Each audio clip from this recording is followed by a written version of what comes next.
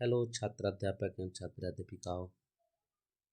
मैं आपके Sandeep sir SP sir classes में हार्दिक स्वागत और वंदन करता हूं। जैसा कि आप जानते हैं कि आपका थर्ड सेमेस्टर के अंतर्गत इंटर्नशिप के में लेसन प्लान बनाना है और लेसन प्लान बनाकर 6 7 8 के बच्चों को पढ़ाना है और वो लेसन प्लान बनाना ही ज़रूरी है। वो आपका इंटर्नशिप लगभग 3 महीने चलता है, जिसमें आप 40 लेसन प्लान बनाकर बच्चों के सामने प्रस्तुत होते हैं। अगर आप लेसन प्लान बनाने का तरीका जानना चाहते हैं तो एक बार इस चैनल को सब्सक्राइब अवश्य करें और भी चीज़ें जो बीएड से संबंधित होगी वो हम आपको जानकारी देते रहेंगे। ये पहला एक डेमो लेसन प्लान आपको हम दिखा रहे हैं। इसी के अंतर्गत आप लेसन प्लान सोशल साइंस का, साइंस का बना सकते हैं या वाणिज्य का बना सकते हैं, जो आपका है। भाषा के लिए अलग से हमारे पास डेमो हम उसके लिए अलग से बनाएंगे। भाषा जो आपका हिंदी का एक बताएंगे, उसके अंतर्गत आप हिंदी, इंग्लिश, संस्कृत का बना सकते हैं लेसन प्लान। पाठ योजना जो वार्षिक पाठ योजना होता है, जो आप बच्चों बनाकर बच्चों के बीच में जाते हैं और बच्चों को टीच करते हैं, पढ़ाते हैं, उससे संबंधित यह एक वीडियो है आपके सामने मैं रख रहा हूँ। एक बार अवश्य देखें। अगर आप हमारे चैनल पर पहली बार विजिट कर रहे हैं तो सब्सक्राइब जरूर करें, लाइक जरूर करें, शेयर जरूर करें कि अधिक से अधिक लोगों को फ़ायदा हो सके। बहुत सारे बच्चे कहते हैं सर वीडियो आप बनाइए, हम देखेंगे, शेयर करेंगे, लाइक करेंगे। बहुत सारे बच्चे क्लास भी नहीं करने आते, क्लास नहीं करने आते हैं तो उनके लिए भी ये वीडियो बहुत महत्वपूर्ण है। वह भी इस वीडियो को एक बार अवश्य देखें। आइए चलते हैं अपने पॉइंट पे, ज़्यादा बात ना करते हुए, ज़्यादा लंबा वीडियो हो जाएगा, इसलिए आप स्किप कर देते हैं वीडियो को, इसलिए थोड़ा सा भरसक प्रयास करते हैं कि आपको हम बताएं। तो आइए बताते हैं। तो सर्वप्रथम आप ऊपर पाठ योजना डाल लेंगे। जो विद्यालय का नाम लिखा हुआ है ना, विद्यालय के नाम के ऊपर आप पाठ योजना 1, इसे पाठ योजना 1 करके इसे डाल सकते हैं ऊपर। उसके बाद से विद्यालय का नाम, आप जिस विद्यालय में टीचिंग करने जाएंगे, जिस भी विद्यालय में जाएंगे, सपोज डैट आप कहीं भी जाते हो, किसी विद्यालय में आपका टीचिंग लगता है, उस विद्यालय का नाम रहेगा। यह एक सामान्य जानकारी है जो आपको जानना जरूरी है। उसके बाद से आप इस तरह से खाना करके बना सकते हैं। आप सिंपल से भी इसे बना सकते हैं, हम ऐसे करके बना हुआ है, इसे भी बना सकते हैं। दिनांक, कक्षा, वर्ग, चक्र, क्लांश, विषय, उप विषय भी होता है, आप लिख सकते हैं उप विषय को भी इसमें आगे ऐड करके। ठीक है, तो ये आपको पहला हो जाएगा दिनांक, जिस डेट को आप पढ़ाएंगे। कक्षा मान लीजिए हम 9, ये वीडियो 9 के लिए है तो 9। वर्ग, चक्र प्रथम, यानी कौन से चक्र में आप पढ़ा रहे हैं, कौन सी घंटी है आपकी, कौन सी पीरियड है, पहली, दूसरी, तीसरी, वो आपका हो जाए। क्लांश आपका 40 मिनट का, यानी कितने देर की आपकी घंटी है वो। विषय आपका नागरिक शास्त्र, विषय आप लिख सकते हैं सामाजिक विज्ञान, उप विषय आप नागरिक शास्त्र, ऐसे बना सकते हैं। ठीक है, समझ में नहीं आएगा तो एक बार चर्चा जरूर कीजिएगा कमेंट सेक्शन में, हम उस पर चर्चा जरूर करेंगे। सर्वप्रथम हम किसी भी पाठ योजना को तैयार करने के पहले उसका हम उद्देश्य निर्धारण करते हैं। ठीक है, उद्देश्य यहाँ तो पहले देख लीजिए, प्रकरण तो आपको लिख देना है, लेकिन जब आप उद्देश्य निर्धारण करेंगे, पाठ प्रस्तावना का पाठ करेंगे, तब आप जाके यहाँ प्रकरण लिखा जाता है। बिना पाठ प्रस्तावना के निकाले प्रकरण नहीं लिख सकते हैं। उससे पहले, प्रकरण निकालने से पहले आपको उद्देश्य निकालना पड़ेगा, उद्देश्य लिखना पड़ेगा। जैसे लिखा गया उद्देश्य में, इस प्रकरण के अध्ययन के पश्चात विद्यार्थी निम्नलिखित उद्देश्य जान सकेंगे। जैसे हमने क्या दिया है इसमें, भारत के राष्ट्रपति के बारे में, प्रकरण आपका है भारत के राष्ट्रपति के बारे में। जैसे क्या है, भारत के राष्ट्रपति के विषय में जान सकेंगे। छात्र भी कर सकते हैं, भारत के राष्ट्रपति के विषय में जान सकेंगे। इसमें एक सूची आती है, जैसे जिसको आपको जानना जरूरी है। इसमें एक सूची आती है, जैसे जान सकेंगे, सूची दे सकेंगे, परिभाषा दे सकेंगे, महत्व बता सकेंगे, तुलना कर सकेंगे, अन्य देश व्याख्या कर सकेंगे, उदाहरण दे सकेंगे। ये सूची है, इन शब्दों को लगाकर आप सामान्य उद्देश्य का निर्धारण कर सकते हैं। इन शब्दों को लगाकर आप सामान्य उद्देश्य का निर्धारण कर सकते हैं। इसमें आप देख रहे हैं, इसमें पहला आप इसमें देख रहे हैं कि जान सकेंगे, पहले दूसरा है सूची दे सकेंगे, तीसरा है व्याख्या कर सकेंगे, चौथा है तुलना करा सकेंगे, पांचवा है महत्व का उल्लेख कर सकेंगे। ठीक है, तो जब आप उद्देश्य का निर्धारण कर लेते हैं, ठीक है, तो उद्देश्य के निर्धारण करने के पश्चात सर उसके बाद से आपका जो डीडीयू से संबंधित हैं उनके लिए एक विशिष्ट उद्देश्य भी निकाला जाता है। क्या होता है? विशिष्ट उद्देश्य, जिसको स्पेशल ऑब्जेक्टिव्स कहा जाता है, जो राष्ट्रपति के बारे में एक विशेष चीज़ बात करेगा। जैसे राष्ट्रपति, भारत के राष्ट्रपति का कार्य, चाहे उसकी क्षमता, उसकी शक्तियों के बारे में, कि राष्ट्र छात्र उनकी शक्तियों उनके बारे में बहुत अच्छे से जानते हैं, पहचानते हैं, समझते हैं। एक विशेषता उनकी बताएंगे कि यह इनकी प्रमुख विशेषता है। यानी भारत का राष्ट्रपति भारत का संवैधानिक पद पे आसीन होने वाला प्रथम नागरिक होता है। यह विशिष्ट उद्देश्य में हो सकता है। ठीक है, तो विशिष्ट उद्देश्य जरूर लिखिएगा। ठीक है, विशिष्ट उद्देश्य जरूरी है। और आपसे एग्जामिनर, जब आप फाइनल टीचिंग करने जाते हैं तो एग्जामिनर आपसे पूछ भी देता है कि समान उद्देश्य और विशिष्ट उद्देश्य में अंतर क्या है। तो समान उद्देश्य वो है कि जो छोटे छोटे चीज़ों को खंडों में करके बताने का प्रयास किया जाता है, जैसे जो उसके बारे में जानकारी इकट्ठा करना, तुलना कराना, परिभाषा देना, महत्व देना। लेकिन इनके विशिष्ट उद्देश्य हो जाए कि उनकी स्पेशल चीज़ों पे फोकस करना, ध्यान आकर्षित करना, उस चीज़ पे आप चर्चा कर सकते हैं। ठीक है, अगला जो आपका है पूर्व ज्ञान, प्रीवियस नॉलेज, जिसको आप बोलते हैं पूर्व ज्ञान, प्रीवियस नॉलेज। इसमें क्या होगा, जैसे आप कोई भी क्लास में जाते हैं, क्लास के अंदर जाएंगे तो कोई भी अध्यापक सबसे पहले क्लास के स्तर को देखता है। क्लास के स्तर को देखने के बाद जो भी चीज़ पढ़ाना है उसको प्रीवियस नॉलेज मतलब होना चाहिए कि हम क्या पढ़ा रहे हैं, बच्चे इसके बारे में जानकारी रखते हैं कि नहीं रखते हैं। अगर बच्चे कुछ भी उसके सामान्य जानकारी है तो आप उस जगह से शुरू कर सकते हैं, यानी उसके पूर्व ज्ञान से आधारित।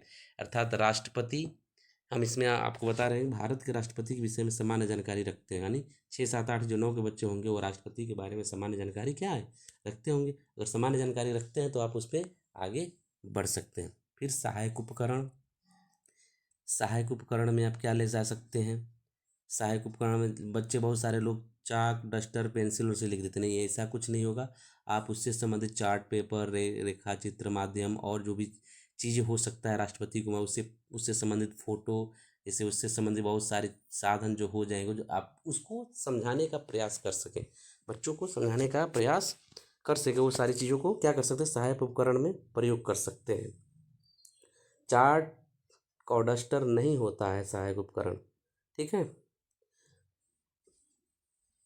मैथ में प्रयोग हो सकता है चाक डस्टर, वहाँ पे आयतन, लंबाई, चौड़ाई को ऊंचाई दिखाने के लिए, लेकिन इसमें आप उस चीज़ को प्रयोग नहीं करेंगे। शिक्षण विधि क्या होगा, इसमें शिक्षण विधि क्या होगा, तो शिक्षण विधि आपका इसमें खासकर जो शिक्षण विधि प्रयोग होता है प्रश्नोत्तर एवं व्याख्यान विधि का प्रयोग होता है। कौन सा? प्रश्नोत्तर एवं व्याख्यान विधि का प्रयोग होता है। ये जो सोशल साइंस की अधिकतर जो विषय होती हैं उसमें प्रश्नोत्तर व्याख्यान विधि ज़्यादातर प्रयोग होता है। उसके बाद से हम आ जाएंगे आपके पाठ प्रस्तावना के प्रश्न पे। यह बहुत ही महत्वपूर्ण होता है कि आप जो पढ़ाना चाहते हैं, पाठ प्रस्तावना वो होता है आप जो पढ़ाना चाहते हैं उसके अंतर्गत बच्चों से 4, 3 या 4, लास्ट तक 5 प्रश्न बच्चों से पूछते हैं और उन्हीं से वह चीज़ निकलवाते हैं कि हमको आज क्या अध्ययन करना है, क्या पढ़ना है। इस चीज़ पे आप बातचीत करते हैं। जैसे हम लोग का पढ़ना क्या है, राष्ट्रपति, तो जैसे हम नाम राष्ट्रपति पढ़ना तो हम बच्चों से पूछें, पहला प्रश्न हुआ कि हम लोग किस देश में रहते हैं, तो बच्चा कह रहा है भारत देश में, कह रहा है ना। अब उसी से देखिए स्टिमुलस रिस्पांस होता है, स्टिमुलस रिस्पांस एसआर थ्योरी के माध्यम से चलता है। स्टिमुलस रिस्पांस के चलता, फिर जब लास्ट में होता है तो बच्चे प्रश्नवाचक चिन्ह आ जाता है, उस बच्चे नहीं समस्या हो जाती है कि बच्चे वहाँ नहीं जानते तो उसे हम क्या करते हैं, बात करते हैं। ठीक है, फिर आपके सामने जैसे हम लोग किस देश में रहते हैं, भारत। फिर इधर आया भारत की राजधानी कहाँ है, नई दिल्ली। नई दिल्ली में सांसद लोग कहाँ नियम बनाते हैं, तो आप बताएंगे संसद में। संसद किससे मिलकर बना है, तो बहुत सारे छात्र नहीं जानते होंगे, लेकिन जो लोग जानते होंगे वो बताएंगे, जैसे लोकसभा, राज्यसभा, राष्ट्रपति। तो आप कहेंगे राष्ट्रपति के विषय में आप क्या जानते हैं, तो छात्र कह सकता है कि राष्ट्रपति के विषय में नहीं जानेगा तो मौन हो जाएगा। जब मौन हो जाएगा तो आप अभी ऊपर यहाँ क्या करेंगे, भारत के राष्ट्रपति लिखकर प्रकरण पे अपना शुरू करेंगे। उससे पहले आप उद्देश्य कथन लिखेंगे। उद्देश्य कथन में क्या होगा, उद्देश्य कथन में आप कहते हैं, उद्देश्य कथन, आज हम लोग भारत के राष्ट्रपति का अध्ययन करेंगे। फिर आप यहाँ एक हेडिंग बनाते हैं, शिक्षण अधिगम व्यवस्था, टीचिंग लर्निंग सिस्टम, जिसको आप टीचिंग लर्निंग सिस्टम भी कहते हैं, इसको व्यवस्था बनाते हैं। और फिर हम आपको बता रहे हैं, इसमें आप 3 से 4 खाना बना लीजिएगा। कितने? 3 से 4 खाना। इसमें पहला हो जाएगा आपका शिक्षण बिंदु, दूसरा छात्र अध्यापक क्रिया, दूसरा छात्र क्रिया, फिर शिक्षण विधि या प्रविधि, एक लास्ट में मूल्यांकन होता है या श्यामपट्ट सारांश या श्यामपट्ट कार्य भी लिख सकते हैं। मूल्यांकन के पहले श्यामपट्ट कार्य भी लिख सकते हैं, जो श्यामपट्ट पे आप कार्य करेंगे उसमें आप लिख सकते हैं यहाँ पे, ठीक है। और श्यामपट्ट में लिख सकते हैं। उसके बाद मान लीजिए राष्ट्रपति आपका क्या निकला प्रकरण, तो हमने यहाँ क्या किया, राष्ट्रपति लिख दिया। अब राष्ट्रपति के बारे में हम क्या कर रहे हैं, बच्चों से बात कर रहे हैं। भारत का प्रथम नागरिक भारत का राष्ट्रपति होता है, कार्यपालिका का संवैधानिक अध्यक्ष होता है, भारत का राष्ट्राध्यक्ष और सर्वोच्च पद पर राष्ट्रपति की नियुक्ति चुनाव के द्वारा होती है। अनुच्छेद 52 में कहा गया है कि भारत एक राष्ट्रपति होगा, राष्ट्रपति की शक्ति कार्यपालिका में निहित होती है। ये व्याख्या आप बच्चों के सामने करते हैं। अब बच्चों के सामने व्याख्या कर दिए, अब मान लीजिए व्याख्या, तो छात्र क्या करते हैं, यहाँ सुनते हैं। इसमें किस विधि का प्रयोग होता है, किस विधि का प्रयोग हुआ, छात्र जब सुन रहा है तो व्याख्यान विधि का प्रयोग हो रहा है। निष्क्रिय छात्र सुन रहा है, धीरे धीरे सुनेगा, तो छात्र यहाँ सुनेगा और व्याख्यान विधि का प्रयोग होगा, ठीक है। अब हम नीचे पढ़ते हैं। अब इसको आप विकासात्मक या बोधात्मक प्रश्न कर सकते हैं, ठीक है। इसको आप विकासात्मक या बोधात्मक प्रश्न कर सकते हैं। तो इस खाना में लिख देना है विकासात्मक बोधात्मक प्रश्न, नहीं इस खाना में नहीं, सॉरी, यहीं पे ऊपर विकासात्मक प्रश्न लिख देना है। और विकासात्मक प्रश्न या बोधात्मक प्रश्न 3 प्रश्न पूछे जाएंगे। जो आप ऊपर व्याख्या दिए हैं इन्हीं से रिलेटेड प्रश्न 2 होंगे। इन्हीं से रिलेटेड जो व्याख्या दिए हैं इन्हीं से रिलेटेड 2 प्रश्न होंगे। और तीसरा प्रश्न इसमें नहीं मिलेगा क्योंकि वह आगे छात्र के लिए समस्या होगा। फिर आप उसी को व्याख्या आगे करेंगे, फिर उसी का क्या करते हैं, आगे व्याख्या करते हैं। जैसे हम यहाँ आपके सामने रख रहे हैं प्रश्न आप देखिए, जैसे भारत का प्रथम नागरिक कौन होता है, तो आपने व्याख्या किया है कि भारत का प्रथम राष्ट्र, बच्चा बताएगा। प्रश्नोत्तर विधि यहाँ काम कर रहा है, तो आप बच्चों से पूछ रहे हैं कि भारत का प्रथम नागरिक कौन होता है, राष्ट्रपति। तो बच्चा क्या बताएगा, भारत का प्रथम नागरिक राष्ट्रपति होता है, क्योंकि आपने ऊपर व्याख्या किया है। अब इसमें है कि किस अनुच्छेद में कहा है कि भारत एक राष्ट्रपति होगा, तो ऊपर भी आप व्याख्या किए हैं, क्योंकि छात्र सुना है तो बताएगा 52। अब अगला तीसरे प्रश्न तक ही जाएगा, भारत के राष्ट्रपति की योग्यता क्या है, तो आप ऊपर इसकी व्याख्या नहीं किए, अर्थात यह समस्या आ गई। फिर इसको योग्यता यहाँ डालकर फिर क्या करेंगे, उसकी व्याख्या करेंगे, ठीक है। अगर आप हमारे चैनल पर नए हैं, पहली बार हैं, तो चैनल को ज़रूर सब्सक्राइब करें, ठीक है, सपोर्ट करें। आपको भी अच्छा लगेगा, मुझे भी अच्छा लगेगा। कोई भी त्रुटियां हो रही है, कोई समस्या है, तो आप कमेंट बॉक्स में ज़रूर बताएं, हम उसमें सुधार करने का प्रयास अवश्य करेंगे, ठीक है। तो योग्यता अब पूछ रहा है तो क्या करेंगे, फिर यहाँ पे व्याख्या करेंगे। भारत के राष्ट्रपति बनने के लिए, निर्वाचित होने के लिए सर्वप्रथम सारी चीज़ आप फिर व्याख्या क्या करेंगे योग्यता में, कि भारत का नागरिक हो, 35 बार पूरा लोकसभा सदस्य निर्वाचित होने के लिए, और कोई व्यक्ति यदि सरकार का अधीन लाभ पद धारण करता है तो राष्ट्रपति नहीं, और राष्ट्रपति निर्वाचित होने के लिए पात्र नहीं होगा। इसमें राज्य का राज्यपाल, राष्ट्रपति, उपराष्ट्रपति तथा मंत्री लाभ पद का धारण करने वाला नहीं है। अब फिर इससे क्या करेंगे, प्रश्न फिर 3 होगा, विकासात्मक प्रश्न, फिर विकासात्मक प्रश्न यहाँ हो गए। ऐसे आप 5 बिंदु तक जाएंगे, 5, 4, 5, अधिकतम 5 बिंदु तक जाएंगे ही जाएंगे। अब फिर पूछेंगे भारत के राष्ट्रपति बनने के लिए उम्र क्या है, क्योंकि आप व्याख्या किए हैं 35 वर्ष। प्रश्नोत्तर विधि यहाँ काम करेगा, ठीक है। सर्वप्रथम राष्ट्रपति बनने के लिए एक प्रमुख योग्यता, सर्वप्रथम राष्ट्रपति बनने के लिए प्रमुख योग्यता क्या है? तो भारत का नागरिक होना चाहिए, क्योंकि ऊपर व्याख्या की है। अब है कि राष्ट्रपति के वेतन एवं कार्यकाल, क्योंकि ऊपर व्याख्या नहीं किए हैं। तो अब इसमें क्या होगा? शिक्षण बिंदु में राष्ट्रपति के कार्यकाल एवं वेतन। ठीक है। अब अगला यूनिट में ये अगला है आपका ये तो राष्ट्रपति का कार्यकाल 5 वर्ष का होता है। राष्ट्रपति उपराष्ट्रपति को अपना त्यागपत्र दे सकता है जब तक नहीं जाता तब तक पुराना राष्ट्रपति कार्य करता रहता है। अधिकतम कितनी बार एक व्यक्ति राष्ट्रपति पर चुना जा सकता है, या एक व्यक्ति अधिकतम काल कितना होगा, इस पर संविधान मौन है। अनुच्छेद 56 में यह वर्णन है। ठीक है। भारत का राष्ट्रपति का वेतन संचित निधि से तो जिस समय का उस समय का है, लेकिन इस समय भारत की जो राष्ट्रपति का वेतन है वो 5 लाख के आसपास है। उसको आप सही कर लीजिएगा अगर आप उस चीज़ को बनाते हैं तो। उस समय 1.5 लाख था। ठीक है। तो फिर इससे क्या हो जाएगा आपका? फिर यहाँ पर विकासात्मक प्रश्न आएंगे। ऐसे ही प्रक्रिया चलती रहेगी 5 बिंदुओं तक। राष्ट्रपति का कार्यकाल कितने? 5 वर्ष का। राष्ट्रपति के वेतन किस निधि से संचित नहीं? राष्ट्रपति पर महाभियोग कौन लगाता है? ठीक है। तो राष्ट्रपति पर महाभियोग, फिर आपका क्या हो जाएगा? यहाँ पर शिक्षण बिंदु में महाभियोग आ जाएगा। फिर आप क्या करेंगे? व्याख्या। छात्र सुनेंगे व्याख्यान विधि। फिर इस चीज़ को छात्र जब सुन लेंगे ऐसे, तो फिर आपका यहाँ क्या आ जाएगा? फिर 3 प्रश्न आएगा। जैसे मान लीजिए है, सारा चीज़ बताने में वीडियो लंबा जाएगा, आप देख नहीं पाएंगे, स्किप कर देंगे।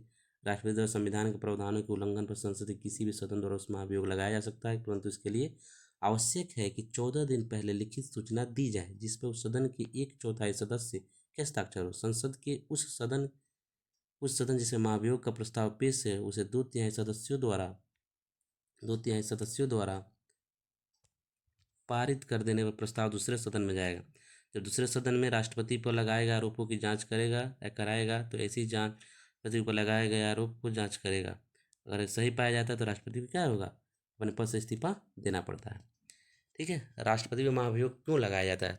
तो राष्ट्रपति पर महाभियोग आपको ऊपर बताएं कि राष्ट्रपति महाभियोग संविधान के उल्लंघन के लिए लगाया जाता है। यहाँ पर प्रश्नोत्तर विधि काम कर रहा है। राष्ट्रपति महाभियोग लगाने से पहले राष्ट्रपति को कितने दिन पहले सूचना दी जाती है? तो राष्ट्रपति को सूचना 14 दिन पहले दी जाती है। फिर यहाँ पे क्या होगा? अगला प्रश्न समस्यात्मक आ गया। राष्ट्रपति की नियुक्ति, शपथ तथा उनका अधिकार कौन कौन है? तो फिर अब यहाँ पे आपका क्या बताना है? आप क्या बताएंगे यहाँ? फिर उसकी व्याख्या आप करेंगे। भारत राष्ट्रपति शपथ, छात्र सुनेंगे, प्रश्नोत्तर और व्याख्यान विधि दोनों हो सकता है यहाँ पे। यदि ऐसे आकर के आप 5 यूनिट तक जाएंगे, अधिकार एवं शक्तियाँ, इस तरह से आप 5 प्रमुख बिंदुओं तक जाएंगे। आपको जो समझ में नहीं आएगा आप कमेंट बॉक्स में या अगला फिर कोई वीडियो बनाएंगे आप बताएंगे, उस हिसाब से हम करेंगे। लेकिन आपको समझ में आना चाहिए। जहाँ भी क्लियर नहीं हो रहा है आप एक बार बात कर सकते हैं, या आप कमेंट सेक्शन बॉक्स में पूछ सकते हैं, सुझाव दे सकते हैं। सुझाव आपका स्वागत योग होगा। आपका सुझाव हम रखेंगे और उस पर वीडियो बनाएंगे। फिर ये 5 तरह इस तरह से आप कर सकते हैं। फिर लास्ट में आप क्या करते हैं? श्यामपट्ट सारांश में आप जो श्यामपट्ट पे लिखते हैं उसको आप एक में बनाएंगे कि भारत के प्रथम नागरिक कौन होता है। सब लिखे हैं तो एक कॉपी में लिखना पड़ेगा। फिर सारे चीज़ 5, 6, 7, 800 लिख सकते हैं। 5, 6, 7 इससे ज़्यादा नहीं। जो बोर्ड पे आप लिखेंगे बच्चों को बीच बीच में प्रश्न जो पूछते हैं, मूल्यांकन के प्रश्न, छात्र अर्जित ज्ञान का मूल्यांकन करेंगे। फिर बीच में जब सारा जब आप लेसन प्लान खत्म कर लेंगे तो छात्रों से सबसे संबंधित यानी 5 बिंदु से संबंधित प्रश्न करेंगे। जो प्रश्न करेंगे उसी को इसमें क्या करेंगे? लिख देंगे। फिर छात्रों क्या देंगे? दत्त कार्य या गृह कार्य देंगे।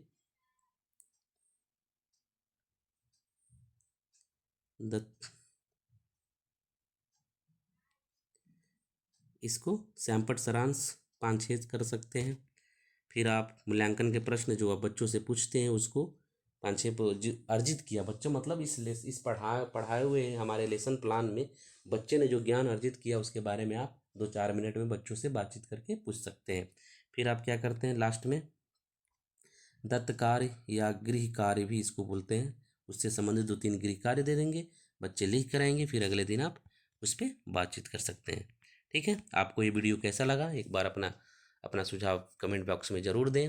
अगर आप हमारे चैनल को पहली बार देख रहे हैं तो लाइक करें, सब्सक्राइब करें, ज़्यादा से ज़्यादा शेयर करें। धन्यवाद, बहुत बहुत धन्यवाद, आभार, थैंक यू।